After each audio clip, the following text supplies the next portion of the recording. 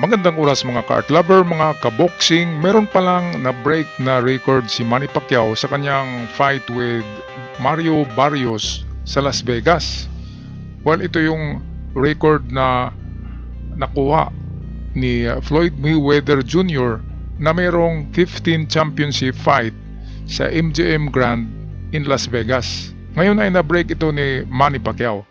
Kaya ito atin panoorin ang video courtesy ni Sports Talk PH. Bagamat nga po nabigo ang ating pambansang kamao Manny Pacquiao na maging isang ganap na world champion sa edad na 46 anyos, ay magandang balita pa rin para sa ating mga Pinoy boxing fans. Dahil bumasag pa din ito ng record bilang pinakamadaming beses na lumaban sa iconic boxing venue na MGM Grand Garden Arena. Dahil po kasi sa laban ni Pacquiao kay Barrios kahapon, ay siya na ngayon ang may hawak ng record dahil 16 na beses na siyang lumaban sa MGM Grand.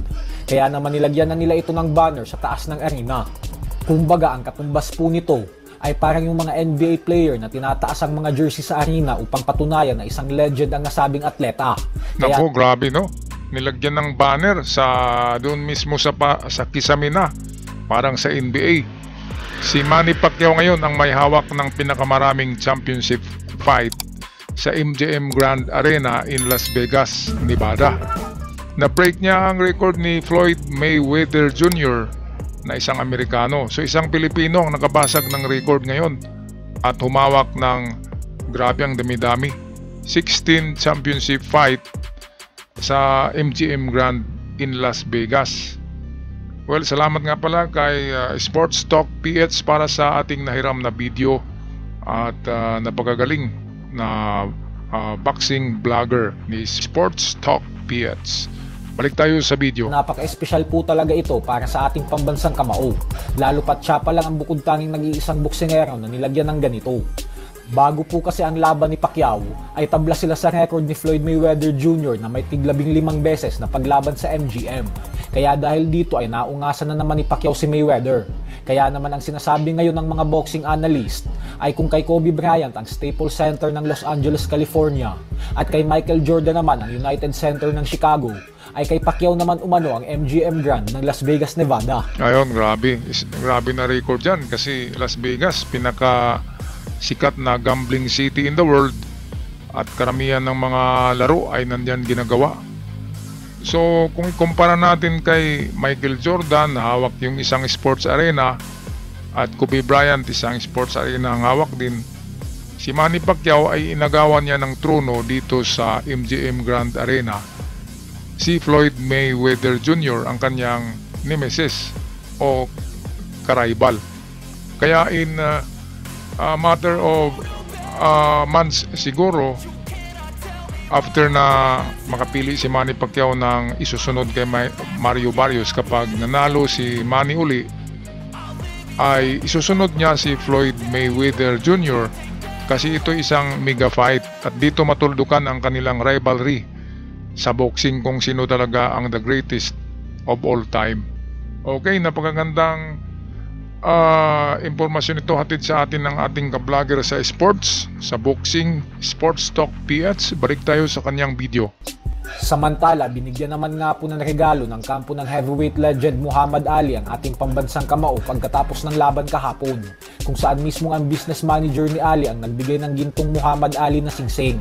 Kaya tuwang-tuwa din talaga si Pacquiao nang matanggap niya ito, lalo pat hindi niya naman talaga ito inaasahan.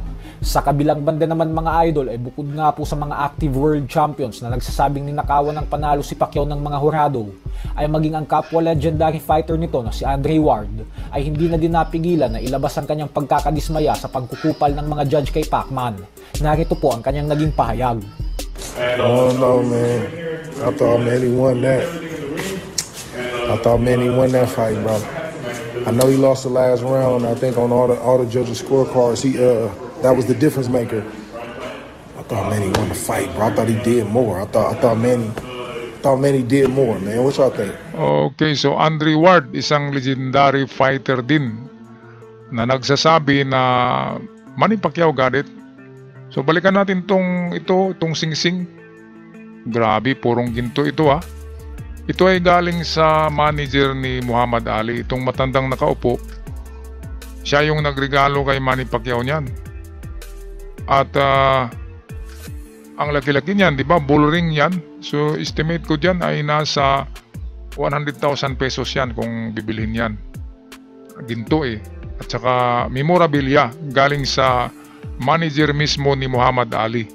At dito sa video makikita natin nagpipirma si Manny Pacquiao ng mga memorabilia items din ng manager. Merong mga gloves dyan, merong mga poster ng Trilla in Manila. Kaya ito, yung Trilla in Manila, yun yung fight ni Joe Frazier at Muhammad Ali. At merong mga poster dito na pipirmahan si Manny. Ito yung mga poster ng naipon nitong manager ni Muhammad Ali. So napakamahal pala ng pirma ni Manny Pacquiao, no? Kasi ang kapalit ng pagpipirma ng mga memorabilia, mga posters, mga boxing gloves ay yung singsing na napakalaki. Parang NBA ring ang lalaki, di ba? Kaya ayon sa estimate, almost 1 billion daw ang nauwi ni Manny lahat kasama ang pay-per-view.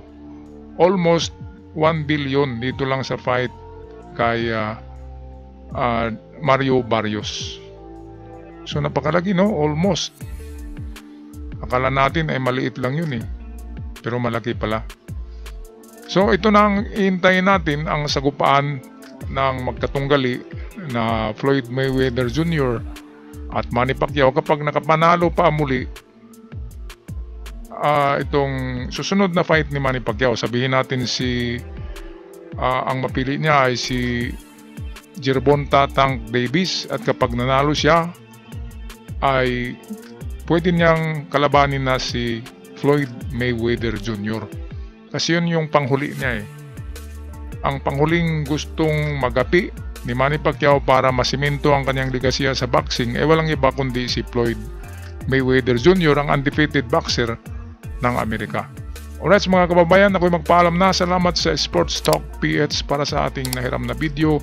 At sa mga bago pa lamang nakabisita sa channel, huwag kalimutan mag-subscribe. Napakalaking tulong para sa aming mga content creator. Hanggang sa muli, paalam at ingat ang lahat.